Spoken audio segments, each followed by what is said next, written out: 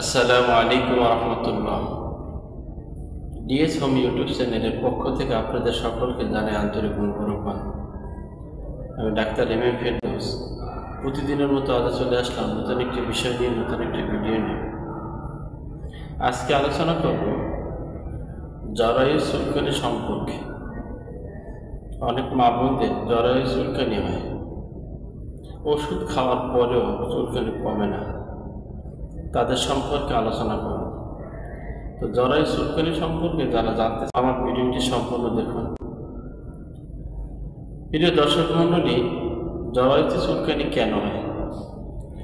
জরায়ুতে চুলকানি হওয়ার কারণ হচ্ছে, এক নম্বরে যে কারণ সেটা হচ্ছে অপরিষ্কার থাকা।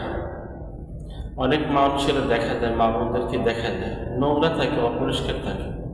এই অপরিষ্কার থাকার কারণে জরায়ু চুলকানি হতে পারে। দ্বিতীয় নম্বরে সাদা সারাপ দীর্ঘদিন যাওয়ার কারণেও জরায়ুতে চুলকানি হতে পারে। অ্যালার্জির কারণেও চুলকানি হতে পারে। ঠান্ডা বা স্যাঁতস্যাঁতে জায়গায় বসবাস করার কারণেও জরায়ুতে চুলকানি হতে পারে। জরায়ু চুলকানি এটা অনেক মা বোনদের দেখা যায়। তো আজকে মাত্র একটি ওষুধের কথা বলবো। এই ওষুধটি যদি আপনারা নিয়মিত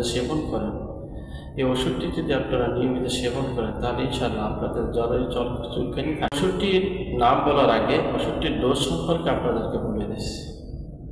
এই ওষুধটি 5 ফোঁটা করে 3 বার খাওয়ার আধা ঘন্টা আগে অথবা খাওয়ার আধা ঘন্টা পরে খাবেন।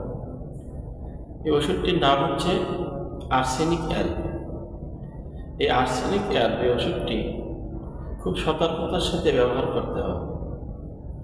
আপনার অ্যালার্জি, এরপরে একজিমা, শুকপাক্কা, একজিমা, বিগার, বিখাউস ইত্যাদি ইত্যাদি রোগ অনেকের থাকে, কিন্তু এগুলোর মধ্যেও চুলকানি থাকে। তবে জরায়ু চুলকানিটা একটু ভিন্ন। তো আজকে যে ওষুধটির কথা বললাম, এই ওষুধটি যদি আপনারা নিয়মিত সেবন করেন, তাহলে ইনশাআল্লাহ আপনাদের জরায়ু চুলকানি থাকবে না। ভিডিওটি কেমন লাগলো আমাকে কমেন্টে জানিয়ে দেবেন। যদি ভালো লাগে তাহলে একটি লাইক দেবেন এবং বন্ধুদের সাথে শেয়ার করবেন। প্রতিদিন এরকম নতুন নতুন ভিডিও পেতে আমার চ্যানেলটি সাবস্ক্রাইব করে আমার পাশেই থাকবেন। ভালো থাকুন, সুস্থ থাকুন, আর দেখতে থাকুন ডিএস হোম ইউটিউব চ্যানেল।